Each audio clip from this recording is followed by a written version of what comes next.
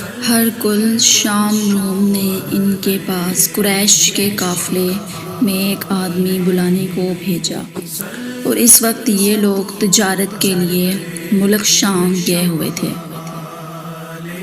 اور یہ وہ زمانہ تھا جب رسول اللہ صلی اللہ علیہ وآلہ وسلم نے قریش اور ابو سفیان سے ایک وقتی عہد کیا ہوا تھا۔ جب ابو سفیان اور دوسرے لوگ ہرقل کے پاس ایلیہ پہنچے، جہاں ہرقل نے دربار طلب کیا تھا، اس کے گرد روم کے بڑے بڑے لوگ، علماء، وزراء اور امراء بیٹھے ہوئے تھے۔ ہرقل نے ان کو اور اپنے ترجمان کو بلوایا، پھر ان سے پوچھا کہ تم میں سے کون شخص مدعی رسالت کا زیادہ قریبی عزیز ہے؟ ابو سفیان کہتے ہیں کہ میں بول اٹھا کہ میں اس کا سب سے زیادہ قریبی رشتہ دار ہوں۔ یہ سن کر ہرقل نے حکم دیا کہ اس کو ابو سفیان کو میرے قریب لا کر بٹھاؤ، اور اس کے ساتھیوں کو اس کی پیٹھ کے پیچھے بٹھا دو۔ پھر اپنے ترجمان سے کہا کہ ان لوگوں سے کہہ دو کہ میں ابو سفیان اس شخص کے یعنی محمد صلی اللہ علیہ وآلہ وسلم کے حالات پوچھتا ہوں۔ اگر یہ مجھ سے کسی بات میں جھوٹ بول دے تو سے تم اس کا جھوٹ ظاہر کر دینا۔ ابو سفیان کا قول ہے کہ اللہ کی قسم، اگر مجھے یہ غیرت نہ آتی کہ یہ لوگ مجھ کو جھٹلائیں گے تو میں آپ صلی اللہ علیہ وآلہ وسلم کی نسبت ضرور غلط گوئی سے کام لیتا۔ خیر، پہلی بات جو ہرقل نے مجھ سے پوچھی وہ یہ کہ اس شخص کا خاندان تم لوگوں میں کیسا ہے؟ میں نے کہا وہ تو بڑے اونچے عالی نسب والے ہیں۔ کہنے لگا اس سے پہلے بھی کسی نے تم لوگوں میں ایسی بات کہی تھی؟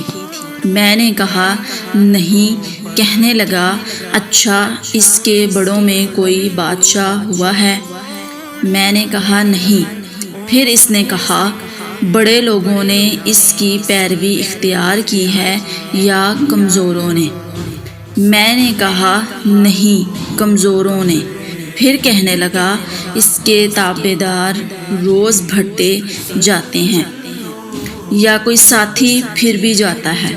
میں نے کہا نہیں۔ کہنے لگا کہ کیا اپنے اس دعوے نبوت سے پہلے کبھی کسی بھی موقع پر اس نے جھوٹ بولا ہے؟ میں نے کہا نہیں۔